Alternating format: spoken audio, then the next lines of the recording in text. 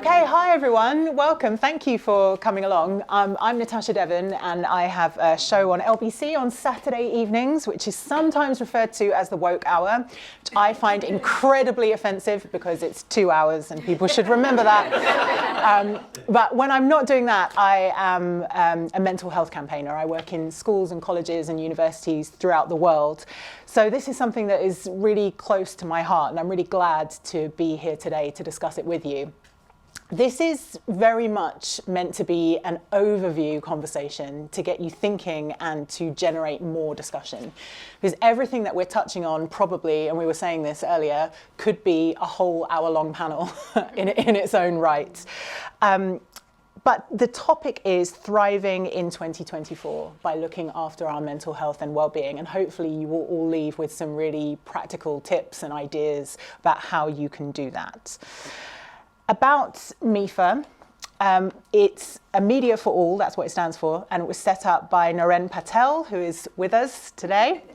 And its aim is to help recruit and retain people from Black, Asian and other minoritized backgrounds in the advertising industry. MEFA Matters is a platform for people from across advertising to come together to listen and to ask questions. Global is a commercial sponsor and partner of MEFA, and this event is part of Global's Get Global Talking campaign, which aims to destigmatize mental health and create a culture of openness and acceptance. Just a quick note on safeguarding before we begin. I'm hoping there won't be anything that triggers you today, but if there is, or if you need any emotional support following the panel today, then NABS, who are also here, have an advice line open to anyone in the industry. And NABS is a charity dedicated to advancing mental wellness in advertising and media. So what I'm going to do now, rather than introducing the panel, which is boring, I'm going to get you to introduce yourselves in 30 seconds, and we'll go from left to right. So starting with Lorraine. Hi everyone, I'm Lorraine Jennings-Creed and I work at NABS. NABS is the support organisation to advance mental wellness of people in the industry. I oversee the wellbeing services, so everything that we do to help people on an individual level. And I've been at NABS for about 15 years and really thrive of really trying to help and support people with their mental health. Hello everyone, I'm Nikki Sagal, the General Manager of Media for All. Natasha's given an overview of what MEFA is, but really this is the first time that I'm on a panel for MEFA, and it's a topic really close to my heart, mental health, because I've got lived experience and I'm for the first time speaking about it in an open forum, so that's why I'm here. Hi, I'm Sally Pomfrey. I work at Global. My day job is Partnership Delivery Director, but I am also now co-chair of the Thrive Network, which is the mental health and wellbeing network here at Global. I am a mental health first aider here, have been trained while working at Global, and for the past 3 years been a chair on the commercial mental health board, and have a huge interest in making sure that people can thrive in the workplace and feel that they can have open conversations. Wow, you all did it in under 30 seconds. Well done. That was very succinct. I wanted to begin with a question for all of you. Something that I learned is that racialized people, and I use the term racialized people because I like to, first of all, acknowledge that race is a social construct, but also acknowledge that people of different races experience the world in a different way, and that's a difficult line to walk. Also, just as a side note, as an atypically mixed person, if I see one more form that says black, white, or Asian, like, right, these are my choices, 2 colors that no one is, and a very diverse continent. Which one? So I'm going to use racialized people. That's just my personal choice. But racialized people are more likely to experience a severe mental health issue and less likely to see a positive outcome from treatment. That's something that we know from research done by the Mental Health Foundation. And I thought it'd be interesting to open this discussion to find out why you think that might be. And there are obviously lots and lots of reasons, but just any thoughts that you have as to why we are seeing this pattern. Does anyone want to volunteer to go first on that? Yeah, I'll start. Okay. So I'm talking from a place of just doing my own research and experience as well, and also just some of the things that we, I suppose, experience in here at NABS.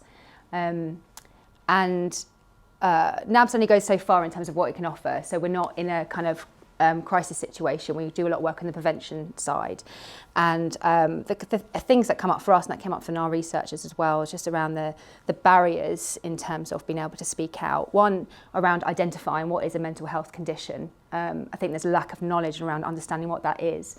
Also understanding what the language that people can use around that, and then therefore how to access some safe support when you're, if you are confident enough to go and talk to your GP for help.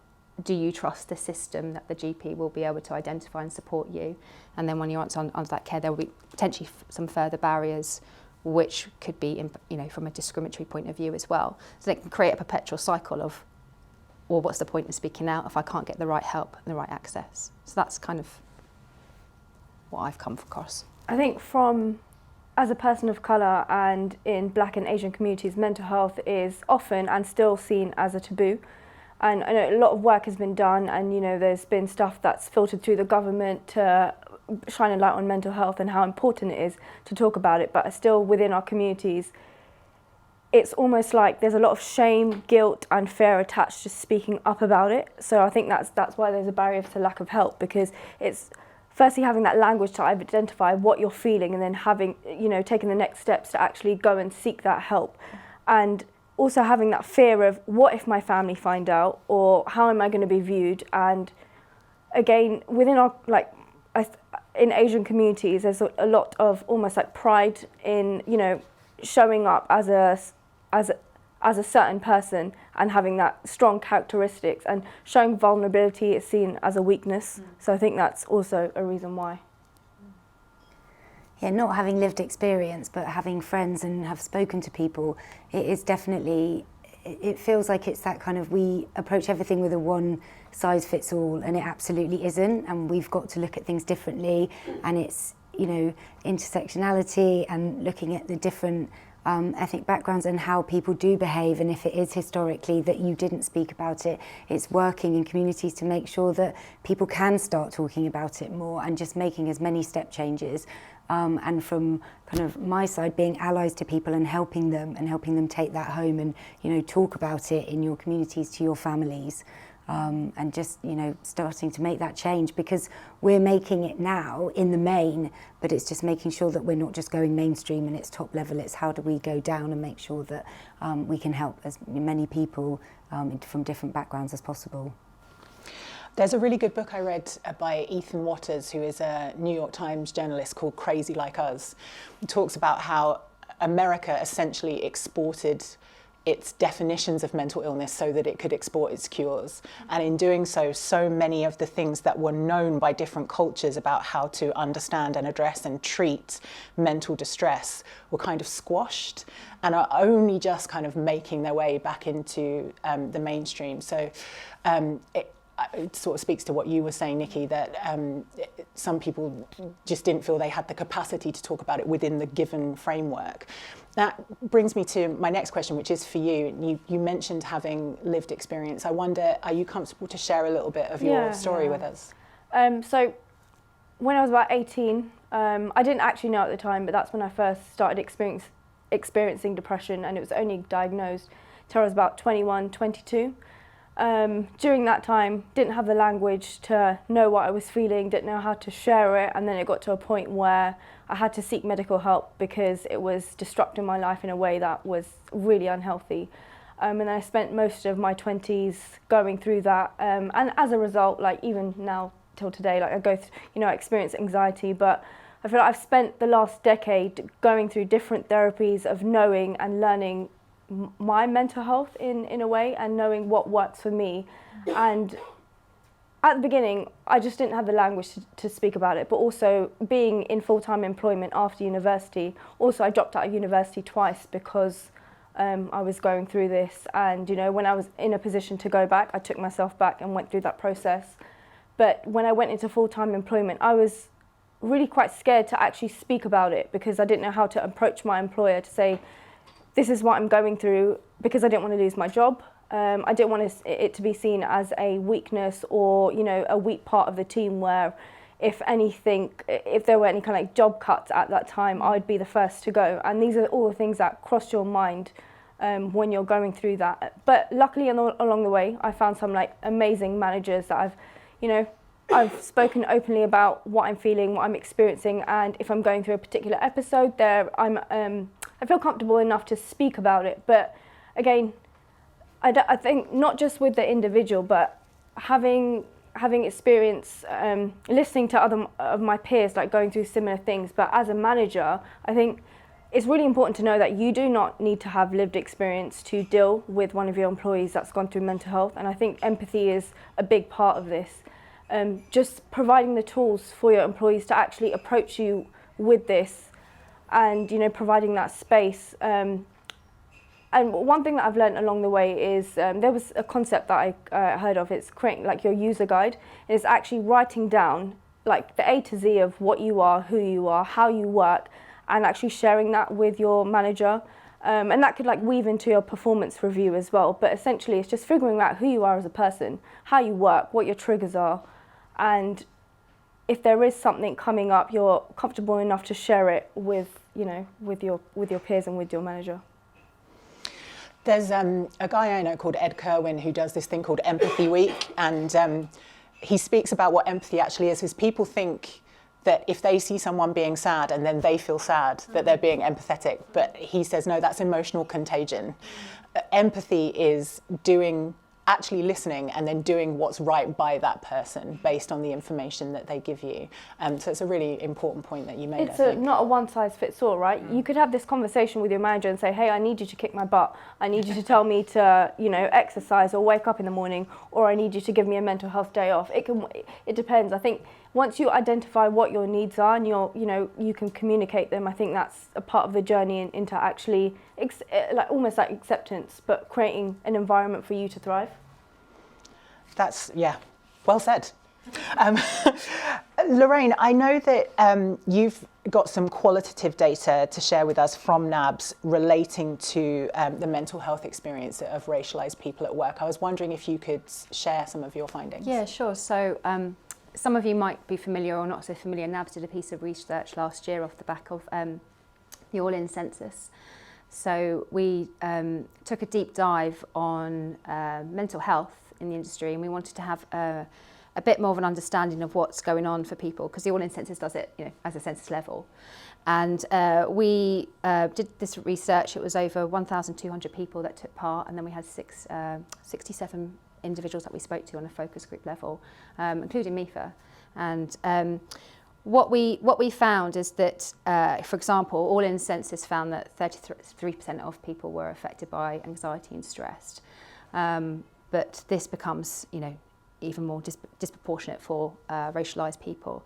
And in our research that we found was that, people are, this may be surprising or completely not surprising, are facing exclusionary behaviours and are working in environments where organisations have done a lot of work in terms of addressing some of their diversity metrics, but internally there isn't that inclusive path for people to take. And diversity initiatives aren't being implemented properly, and that is impacting on people's mental health. People who are more disproportionately affected are therefore less likely to speak up, because of risk to their careers. So the impact and the load on people's mental health that was being expressed in our focus groups and through our surveys was, as a consequence of these types of issues that were happening in the industry. And people were very generous with NABS, we have to say, and we are very grateful for that, because that is helping to shape NABS's work going forward. And we appreciate that people have, perhaps voiced that in the past, but people need to be heard and take action. I think we were talking about this before, isn't there? There is a lot of good, people are taking strides in the awareness area, I think, but turning that into action is where more work needs to be done. So. Yeah, we were talking about how impatient I am as an activist. I'm like, when's it going to change? We need structural change. I'm aware. But yeah, awareness has its own value. And Sally, Global are launching a big initiative around mental health this month. I wonder if you could just describe what's going to be happening. So January is all about getting Global talking. So we, as I've mentioned launched the Thrive Network at the back end of last year, and we're working really closely with our people and culture department to kind of further breaking down the taboos and get people talking, so get people feeling like they're comfortable, whether they can reach out to their manager or another colleague, or for people to recognise in someone else that somebody might need to speak. So January has been all about that so far. So we have launched a manager's guide because we recognise that perhaps there are managers that don't feel comfortable still to go and open a conversation with somebody, or might not recognise any of the signs or symptoms. We were talking earlier about how somebody who looks like the most happiest person might be struggling inside, and you might not go and speak to them, but it's, you know, looking for those smaller signs. But also, if they do reach out, being receptive and knowing what to do. You don't yourself have to feel like you need to, you know, have a long chat with them. You can point them in the right direction of the services that we have here available, or services that are other charities outside of the business, or towards NABS for them to talk to somebody who is a professional and who can help them.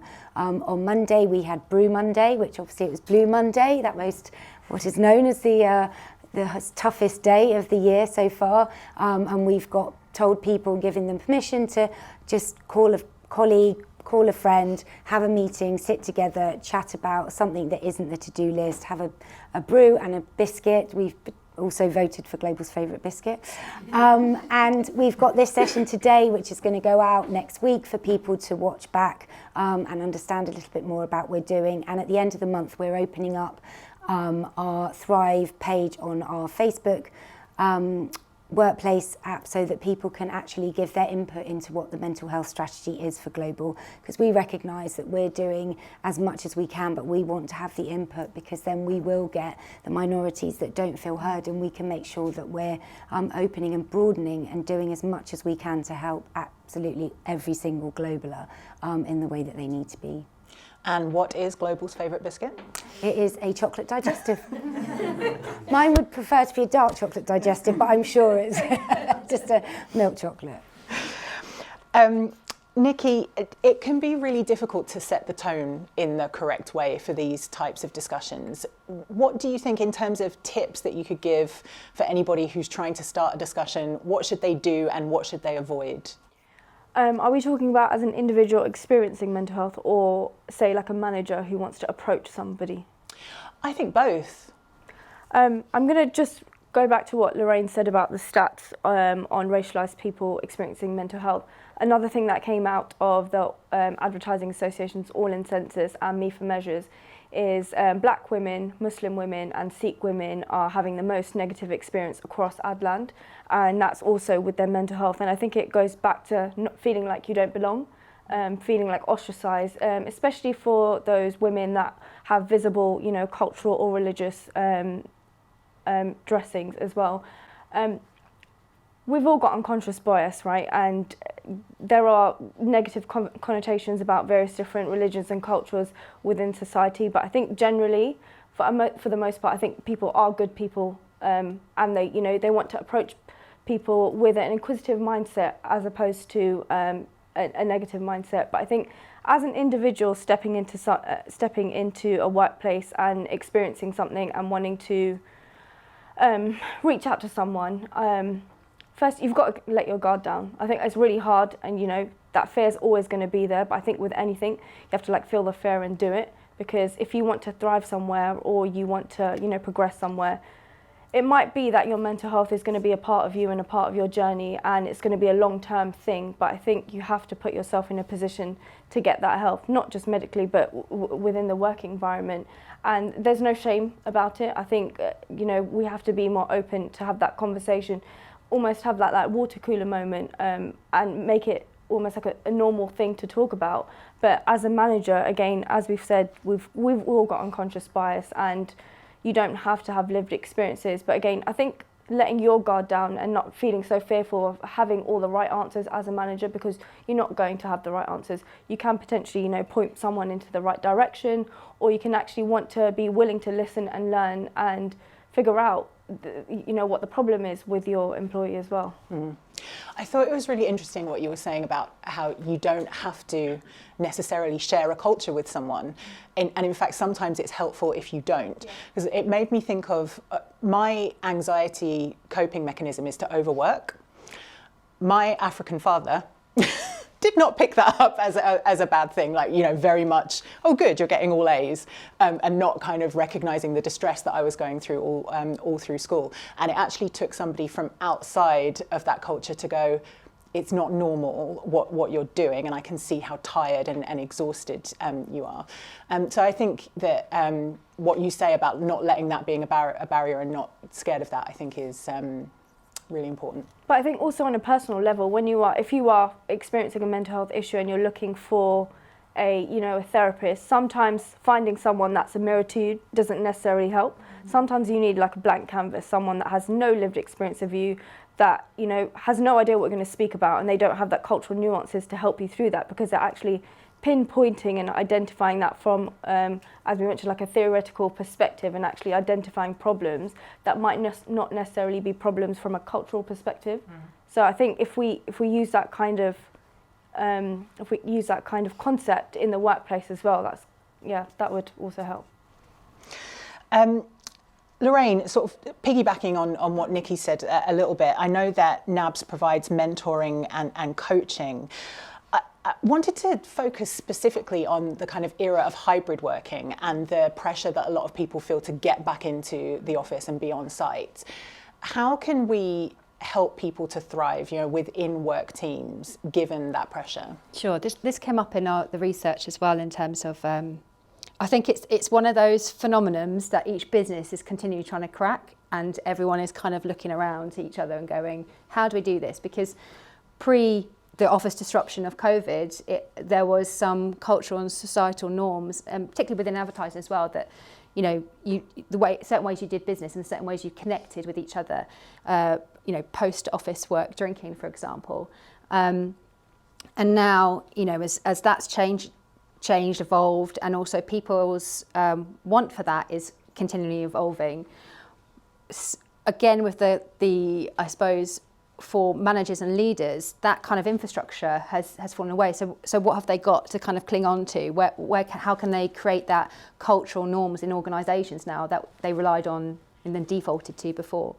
That coupled with, I guess, we know with mental health, there are nuances, there are intersectionalities. It's not an easy task to support people, a whole team, and you've got to take that personal individual approach, coupled with a commercial volatile market. So what do they do? So I think what came through from our research and how you can, and some of the best organisations who were doing well in this, was really working on that open culture, really doing a lot of work, and where people could really, if they choose to, share with their organisations about how they feel, can start to bring themselves and be a bit more open. And that comes down to individual choice, of course, as well. But the key for us in terms of helping to build that culture we saw at NABS was around giving that direct training to managers who are so overlooked. Managers are progressed, they are accidental managers. You're not given that training. So we see, from a NABS point of view, one of our outputs for this year is to develop specific managers training around supporting people in creating that inclusive environment so people can thrive, and taking the nuances of looking at it intersectionally as well. Sally, what about at Global? What are some of the biggest challenges that we have here, and some successes as well, do you think?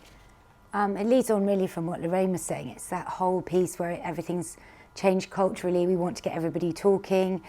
We're at Global, we've got lots of people that work in offices, but we've got lots of remote people as well. So it's making sure that we can reach everyone and make sure that people know that they can speak out, and that there is a safe space for them wherever they are, whoever they are.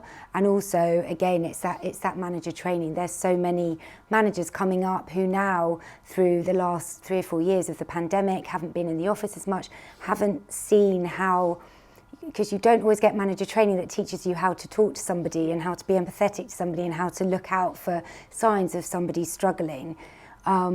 So we need to make sure that there are training programs that people can do that, so that we can, move on and raise the bar, so that all of the managers you know, however long their experiences of being a manager, are able to have that conversation with people. And as I said before, not necessarily then have to go really deep with people, but send them off in the right direction and let them know that that support is there. Where we've had success over the past few years, we have done a series called In Conversation With, where we've had senior members at Global talking openly about their mental health. And that really kind of changed the dial a little bit for people, because they were like, oh, if they can talk about that, then it must be fine for me to talk about it. So people have become more aware of having those conversations. It's a small change and there's still a long way to go, but it's really good that we started that, and that the conversation is now more open and the taboo has dropped. And if people have time off when they're, you know, they need a duvet day, their sickness is mental rather than physical, because you know, everybody has mental health, and it's fine if you have those days where you feel like you can't do something. So we want to be able to measure that, and it be okay for you to say, I'm taking it for my mental health, and it's not because I've got a sore throat or a tummy bug, and just make that normal.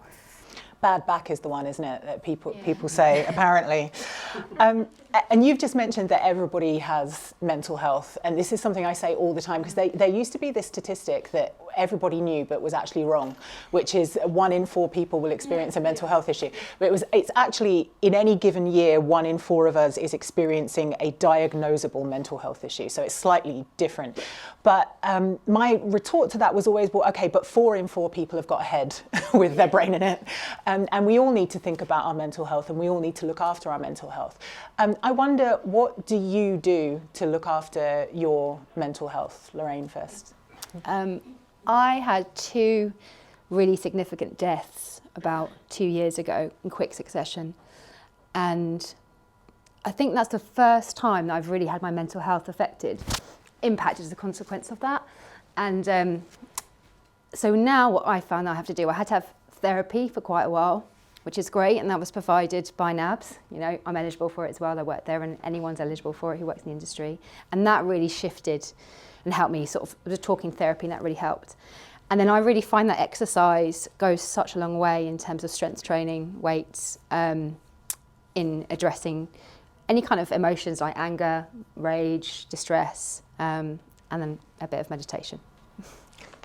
That exercise thing, I really wish I'd learned that earlier, because I think we live in a culture where we're sort of socialised to believe that if you're not brilliant at something, you shouldn't do it. Yeah. And because I'm not a naturally sporty person, I went through the whole of my 20s, the only exercise I did was kind of sporadic Beyonce-inspired booty shaking. That was it. And I got to 30 and I thought, oh, I should probably, because I don't want to die, I should probably do some sort of exercise. And you know, I'm never going to win a medal, but it has its own value. And you're not taught, you know, to do things for their own intrinsic value, are you? Which I think is a shame. What about you, Nikki? If I'm going through an episode, I've got to a point where I can speak to my manager about it. I think that's the first thing that I need to do for myself, to be like, actually, I'm going through something. I need to step back. I need to take a breather. If it's really bad and I need to speak to someone, then I'll take myself back to therapy, because I think that's the only thing that I feel like that helps me. In addition to, you know, stepping out in nature, taking my dogs for a walk, but I think actually figuring out what helps me, and it's actually speaking to a professional. What about you, Sally? I do Beyonce inspired booty shaking weekly, in fact bi-weekly. I'm missing my class tonight to be here, so you're and I mean, as a child I was a dancer, so I do find that that's like my happy place, and I love music, hence working in the radio industry. But so I go running and I do that. But I talk to my friends. I find that my network of people, if I'm struggling with something, and when there's been life events that happen to you that you're totally out of your control, it just really helps to talk. Because you feel when you turn up like, oh, I'm not going to be able to say anything, and please don't ask me any questions because I know I'm just going to cry. And then you go past that moment and you're suddenly talking, and then in the next few minutes you're laughing, and it's like, it's okay. And everybody has had experiences that impact them in different ways, you know, whether they're minor things or whether they are, you know, more serious things. And I think it is just a case of kind of sharing them and offloading. And someone will be able to talk to you and say something that makes you feel that little bit better. I really think dark humour goes a long way as too. well. Yeah. No one asked me, but I'm going to tell you anyway. So mine was learning to say no. So I realised that if you don't value yourself, no one else will value you. And I think this is part of being a woman as well, that you're taught that, you know, if you're helpful, then eventually someone will notice and you'll be rewarded. And that's not how the world works, actually. And having boundaries and prioritising work-life balance and having time for yourself, and therefore saying no when you don't have the capacity to take something on. That was something that I had to learn how to do, but I'm so glad that I know how to do it, and so is my mental health. I have to say though, it's I find it hard. I find it easier to do it in my professional life now, but with my family and my friends, I don't know, I speak to other people about this as well, and they find it easier to push back and say no, you know, in their careers, but actually with family and friends, it's a much harder, longer journey, because again, you don't want to hurt or upset someone, but again, it does help. But then saying no, it's almost like it generates another emotion, and it's having to deal with that as well. Yeah. A friend of mine said to her mum, I think that we should have more boundaries. And her mum said, boundaries? I birthed you. I was like, okay. So yeah, I hear you. What about I hate the word trends, particularly in relation to mental health, because I think that maybe it diminishes it slightly. But you do see, I think, different emerging patterns in the way that people are experiencing mental health issues. In the workplace, what are you noticing? And I guess we're going to touch on the pandemic and the impact that had on people. Lorraine first. Yeah, I think we certainly seen, I suppose towards the end of last year, the sort of the load that people have been carrying. I think the global volatility, the continuous nature of the business and the continued change, you know, and that is a part of our business anyway, and then just things that were going on, you know, there is wars happening across the world that are impacting community, certain people, and so there's just a lot of load that people are carrying on an individual level. And so we sort of saw to the end of last year that was just coming to a peak for a lot of people, and I think maybe, you know, so we put on some support for that and developed a bit of our offer for that. But that's, I think, just that there's a continuous build-up from the pandemic, I think, and just the constant volatility that's impacting. It did make me think, when you said 33% of people are experiencing anxiety, I was like, are 67% of people paying attention? I mean, I think it's a breakdown of other different types of mental health conditions as opposed to just it's just that one. Yeah. Okay. Yeah, not. What about you, Nikki? What are you seeing?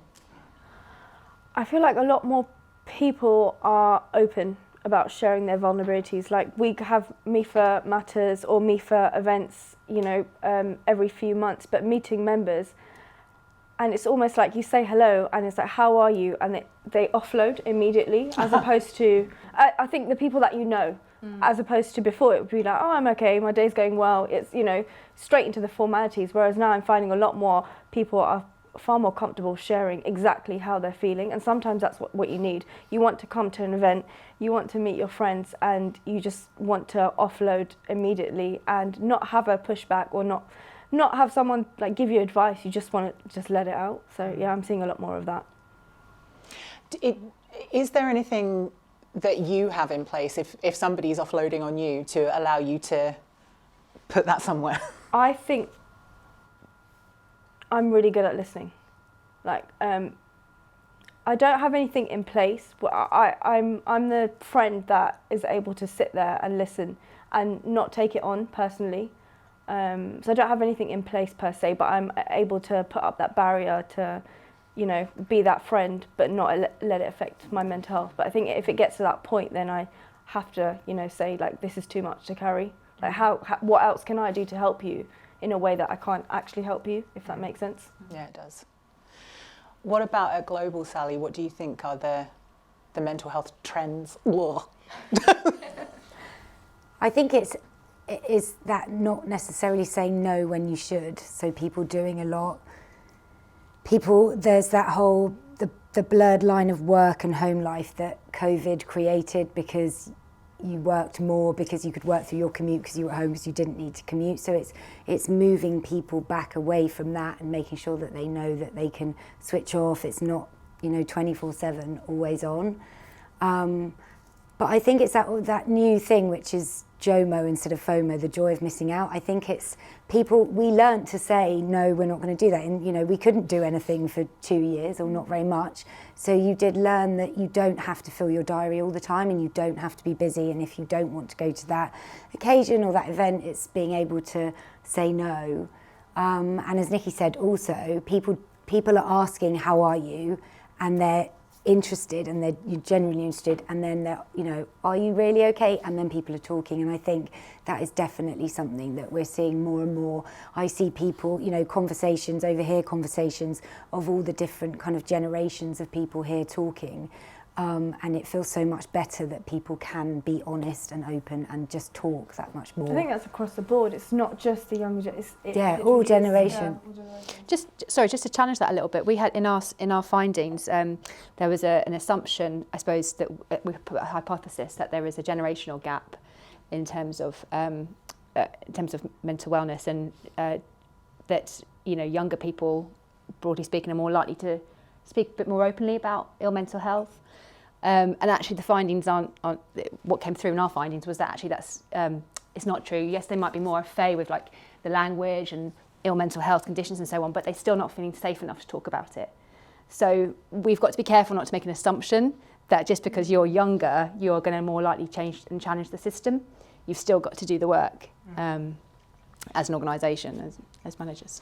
And where there is an assumption that people are more comfortable talking, the people they're talking to also tend to be more dismissive. There's some research that's come out recently about young women. And because the narrative has always been, it's much harder for men to speak about their mental health. When women speak about it, they're often told they're exaggerating, asked if they're on their period, because it's that sort of eye roll of, you talk about it all the time, so obviously it doesn't mean anything. So I think you're absolutely right that that's an unconscious bias note that we all need to have. What role do employers, do you think, have in all this? Because obviously they're going to be key in creating the environment where all of this is possible. I'll start with you. I'll do it differently this time.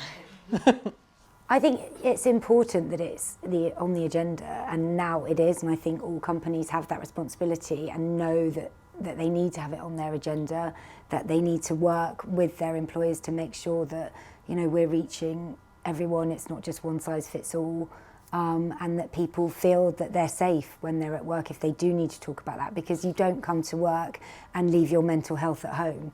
You bring it with you. And you've got to find ways, sometimes if you've got classified conditions, of how you can deal with that when you're in the workplace. And hopefully now people feel that when they start in a position or when they're being interviewed, that they can openly say what they might need, and be a lot more honest and open, whether that actually does happen in all cases. But I think it's just that life has moved on and people do recognise that that's the same, in the way that you have to, make things accessible for people if they've got a physical disability. Mental health goes in the same way. Nikki, what do you think employers should be doing more of? I'm wondering if people are fearful about going back to work because they think there's going to be a breakdown of the culture that we've built over the last few years, a culture of openness. And I'm wondering if that's come across in any of your findings of whether, I know you can't just answer that right now, but I think what we've built over the last few years as an industry of being able to speak about mental health openly, but just any kind of nuances between different communities, I think we need to continue cultivating that so people feel comfortable to continue to share. But also, I think that would really help with a culture of openness, especially like going back to work. But that's really interesting. What we found was that managers and leaders were just defaulting to their personal experiences when they didn't have the frameworks of or how do you change this culture now? How do we build this new culture now? The office ways of working have been disrupted. So they would just default to, as we all do as individuals, to point, but we've all got to work harder to actually have a greater understanding of experiences that aren't like your own to make that change. It's important to say though that companies do have a legal requirement, don't they, to support your mental health. There is a health and safety duty, and also as individuals we're protected from day one from discrimination. So there is a legal framework and requirement for companies to make sure that people's mental health are supported, but it's then turning it into some kind of cultural reality, really. So, I guess for us, the key thing was coming through was making sure that it goes to that grassroots and managers are really supporting. Thank you so much for all of your answers to those questions. I found it really interesting. Hopefully you did too. It's over to you now. It's question time. I am Fiona Bruce. Actually not. Do any of you, I think we have a roving mic, do we? Excellent. Do any of you have any questions that you'd like to ask? Okay. It's a bit intimidating. It feels like an actual microphone. But my question is actually to Natasha, to you. You mentioned that one of your coping mechanisms with anxiety was overworking.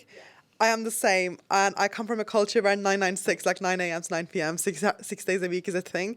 So when I overwork, I'm encouraged by my family, friends, and company-wise as well. They wouldn't realize it's something I do as a coping mechanism. It just benefits the company.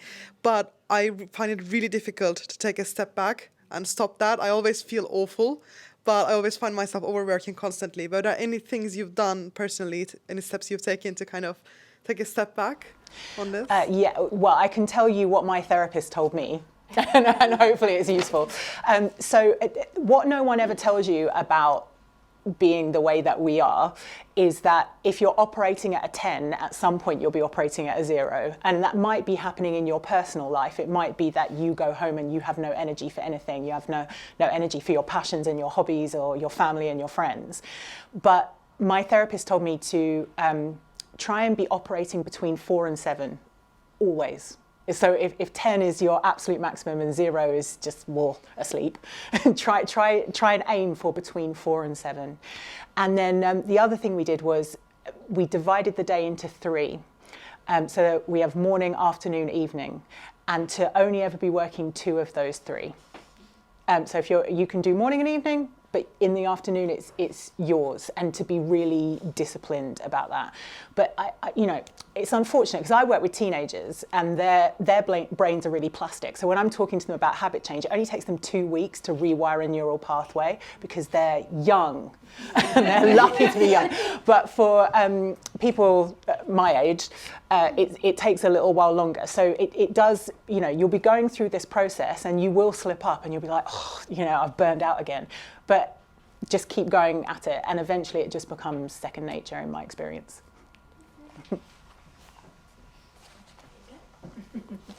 Hey. I want to ask a question about men. Okay. And men's mental health. We're really qualified to answer that. Lived experience, yeah, you don't have to have lived experience. I don't know the stats, but I do know that there's a rise in suicide rates in men. And I do know, well, from my lived experience, that talking about mental health as a man and also talking about intersectionality and things as a racialized person is even harder, right?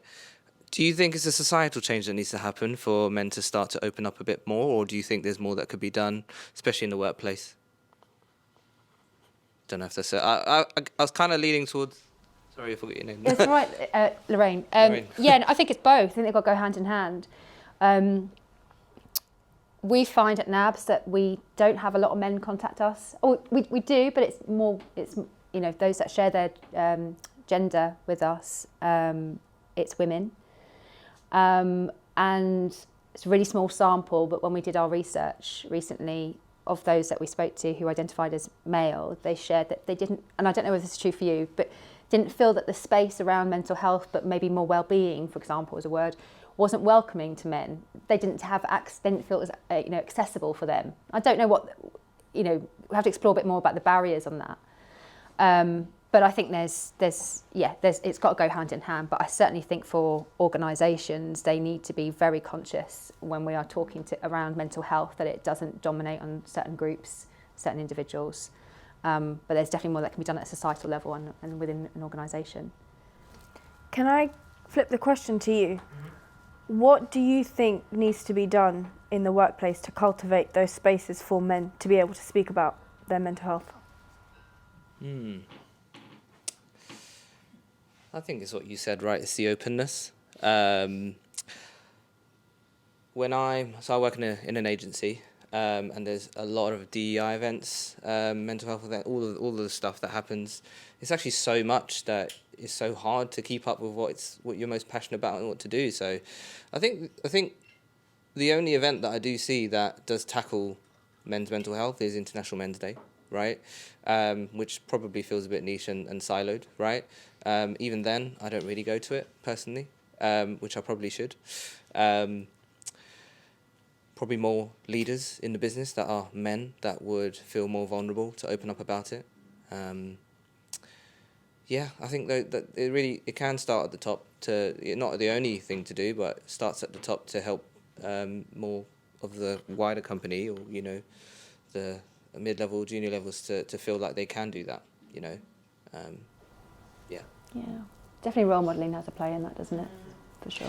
I also I went to see a lecture by a psychologist who was talking about how most men, not all men, but most men have a shame trigger around strength. So we need to redefine what strength is. So rather than going, it's okay, you don't have to be strong all the time, talk about how you feel, what we should be saying instead is, it's strong to talk. And it's strong to support your friend if they need to talk. So it's kind of giving men a definition of strength to aspire to. That's why I was so angry with the way that Prince Harry was treated when he was open about his trauma and how he was dealing with it, how he was treated by the tabloid press, because there was a real opportunity I felt that was missed there to go, wow, look at this strong man who's addressing his past and his trauma, and there should be more men like that. Do you think as well, because in my career and kind of I look here in the room as well, it's a lot of women that are owning the conversation or owning the networks or owning the spaces. I know with kind of Sally, we need to actually have your co-chair is a man, which is great, but it's something we want to facilitate. And I wonder whether there's something in that, which is almost like the adverse thing of business, that business is set up kind of in a more masculine way, and actually this stuff is set up in a more feminine way. So we're like, yeah, of course, we'll just get in a room and chat, because as women, most women, we're like, yeah, that's great, that feels comfortable for me. But actually, because there aren't as many men leading those things, perhaps that's what we need more of, which is actually the converse, I think, of what we need in business is more kind of leadership of more feminine attributes in the boardroom, in the kind of meeting and discussion that's more around creativity and all that kind of flow and stuff that's more typically a feminine thing. So I wondered whether that maybe could play a part in it, and something that we need to try and cultivate is actually have men tell us how and be leading it, rather than us trying to, well, we're going to naturally do what feels comfortable for us. Yeah, 100%. Try to get a seat. You need to come up, mate. That was bang on. Hi. I think, again, your point you raised around leaders talking about being vulnerable. What struck me was, is there any data which says, because I think the obvious thought is if somebody has got mental health issues, they're underperforming, right? I think that's what most people, if you polled everyone, but I wonder what data there is to show actually that, it's not linked, or actually people who have mental health issues might be in the top quartile of performers. But then we've got something called high functioning depression, where you wouldn't even know that, Yeah. your employees experiencing depression because they're a really high performer. Yeah, and that's what I'm saying, is I think it would be, I'm sure there's some research out there.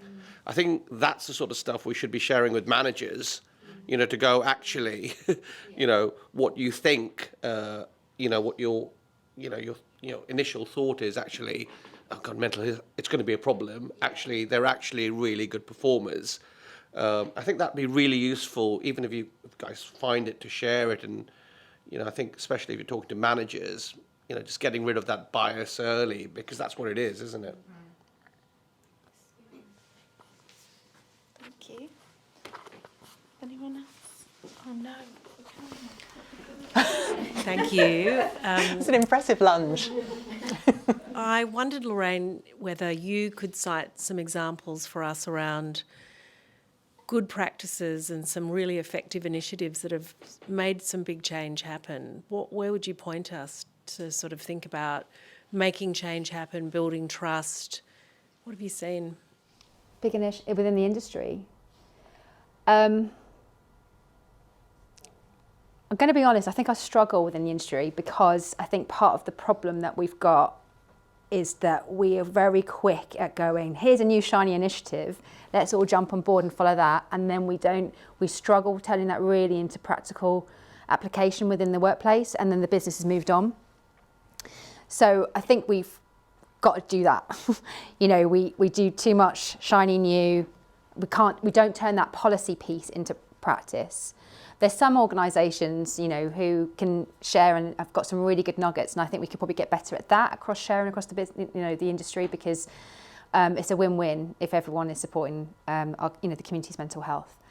But I think within our industry, we've got to get better at not moving on so quickly and just really getting down with it and doing the work.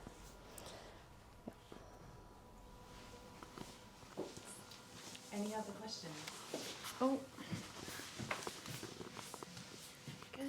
Right. So I was going to say, I think in the industry, like you said, there's some initiatives that, I'm aware of, which is I'm Not Okay. And, the massively successful campaign by Calm was absolutely huge.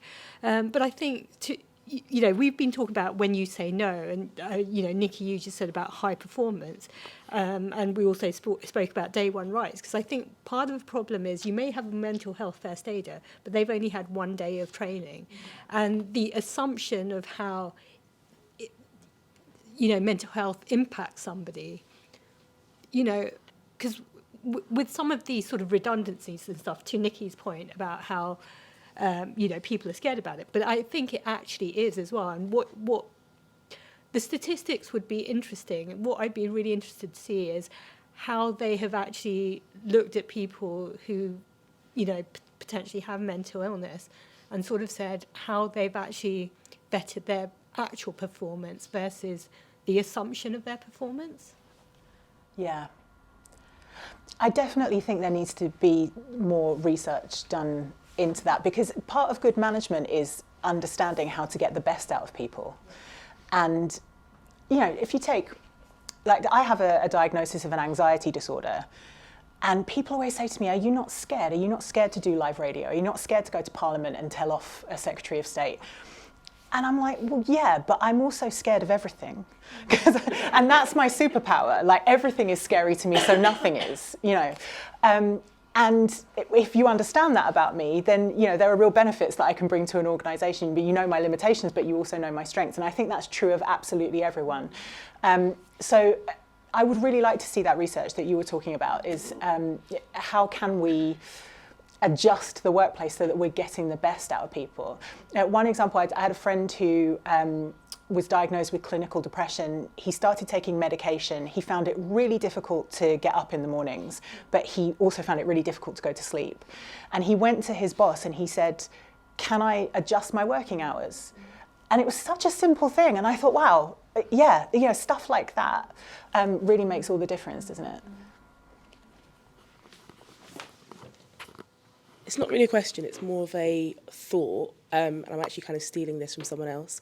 This guy called Paul Rowlandson, who, Lorraine, you'll know from chats, he's very open about his mental health issues that he's had. And one thing he normally says, and I actually, thinking about it now, I really agree with it, is obviously loads of companies put in place mental health first aiders, which is great that they're thinking of it. But is that not one of the main reasons why people don't talk? Because you're not, is everyone going to feel comfortable going to a colleague? Effectively, I know they've got a mental health first aider hat on, but are you going to feel comfortable really going to a colleague who you may know or you may not know, depending on the size of the business, to discuss what your issues are. So actually, my kind of thing, is it maybe something that as an industry, rather than companies just focus on their own companies, we as going cross-share and we have a industry-wide mental health first aid bank for effect, that maybe you can go to someone else who is actually doesn't know you, isn't going to see you Monday to Friday in the week and stuff like that. So maybe it was a question. Call NABS. Yeah. I don't know if anyone else has any thoughts on that. I mean, I think there's a little bit of misunderstanding about what a mental health first aid actually is and what they do. Is that what it trains you to do is spot the symptoms of when someone's struggling, what to say and what not to say, and then to signpost. So that person isn't supposed to be your go-to of every time I've got a problem, here's who I offload on. That's what a helpline or a therapist or a charity is for. So I do think that mental health first aiders have their place, but the problem comes when businesses take a tick box approach and they go, well, we've trained up a mental health first aider, so job done. You know, there needs to be other support around that kind of backs it up, I think. I really like the idea of a industry-wide network group, something. There's something in that. I think it's really powerful, and actually there is things that impact this industry that's different from other industries, and actually we'll only be stronger if we work and tackle those things together as well. There's a small group at the moment of coffee mornings. I was just saying, there is actually, like for advertising, there is a small coffee morning that happens once a month, where a small group of people actually just get together and talk about it. It's only just started, but you know, and actually there's more men in it than women. Awesome. Yeah. And it's personal preference on whether you want to speak to somebody you know or somebody you don't know, because being a mental health first aider, I've had people come to me because they want to speak to me, because they recognise me, know who I am, but I've also had people come who've wanted to speak because they want to talk to somebody that they don't know. And also you get managers or colleagues who are worried about friends coming, and then again it's the signposting, or then you go on to have a conversation with somebody. But I definitely think doing it as an industry-wide thing, because then also you're networking then amongst other businesses and knowing what they're doing in the mental health space there, and sharing experience, and I think that will only help in this space. In the meantime, before we set up that, we do have the NABS advice line is open to anyone to call. You don't have to be directly affected by a mental health challenge. You might be supporting a colleague, you might be supporting a team member, and you just want to sort of have a sounding board. They can talk to you confidentially. You don't have to give us, any information about yourself if you don't want to, and the information doesn't go back to your organisation. But they're all trained, and they'll give information that's very nuanced to the industry. So it's not like calling an EAP that might be part of your organisation. The team all are very familiar with the industry, the roles, the complexities of the roles, and what goes with that. And so they can tell you the information based on what you share with them. And they'll come at it they apply emotional support skills, and they have got knowledge in workplace employee relations matters. They can inform you of your rights too. And then also you can have access to our other services, like things like one-to-one therapy, coaching, and then we put on workshops on these areas as well. So all really practical interventions. And you can have as little or as much of it as you require through the journey of your career. But that's for you, for your colleagues, for your team, for your managers. So you've got something as well to be able to direct people to. Yeah, any other?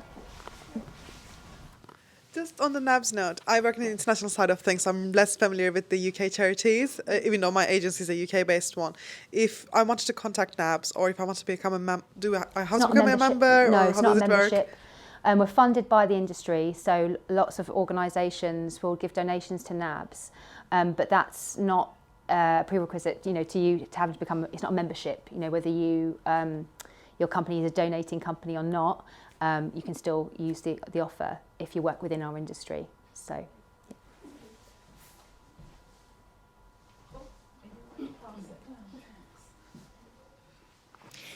Hi. It's a question for you, Nikki, if you don't mind. You mentioned that you've had some fantastic managers who've really supported you over the years, which is amazing.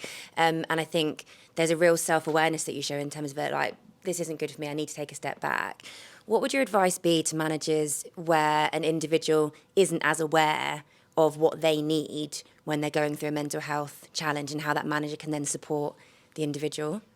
I think it's going back to feel the fear and do it anyway, and just having that conversation, knowing that you might get pushback from your employee, and they might feel really offended that you've even broached the subject with them, because they might be completely unaware of that they might be experiencing something. But I think the fact that you've gone the length to, extend the olive branch or to offer that help, I think that'll be a big thing, because they might not actually identify what they're feeling until you've actually shed a light to it. And they actually might leave that conversation thinking, actually, this is what I'm going through.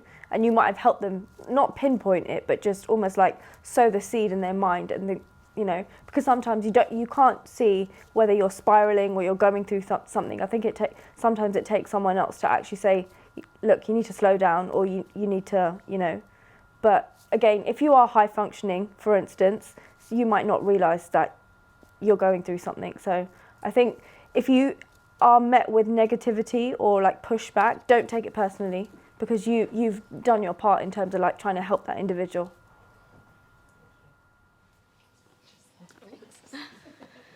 We've touched on it a little bit, but I read some research recently which showed that employees don't really value well-being initiatives as much as they used to. Things like subsidised gym memberships or free yoga classes, and what they really want is the real change within the companies on, as we've talked about, the unconscious bias and being their authentic selves in the workplace. So what value should we hold on such initiatives, and should we continue doing those? Because I think I work at Sky, and we always have to look at the opportunity cost of the things that we do, and how is it really, benefiting employees and things. So where's that balance between having those wellbeing initiatives? Because we don't want to really get rid of them, but, we also do want to make sure we're doing the best that we can for our employees. I have thoughts. So I talk about this a lot, about the education, but I think it applies just as much in workplaces, that what we've done is we've conflated self-care and well-being. And they're both really important, but one's not a substitute for the other. So things like subsidised gym memberships and access to yoga, and quite often in schools they ship in some puppies and everyone plays with the puppies and it's great. But if you are in an environment where day to day it's more pressured than it should be, and people are more stressed than they should be, then it's not going to take the edge off of that. And there's a really good book that I read by Andrew Cowley called The Wellbeing Toolkit that talks you through what structural wellbeing is. And it's stuff like having a manageable workload, knowing that there's a clear chain of command. So if I say something to another member of staff, it will be actioned. Having policy in places for colleagues that go through pregnancy loss, colleagues that are going through menopause, bereavement. It's those things actually that are at the heart of well-being. And a really good way to find out where you're going wrong with that is to have an anonymous suggestion box where people can say, this is a better way you can support me. So I think there's a pushback against well-being, and I've seen the memes of there's a table of pizzas. It's like, I told my boss I was struggling with my mental health and I got pizza. I've seen that, and the pushback is because that's where it ends. But the pizza is okay. You just need other stuff as well. Yeah, that's what I think.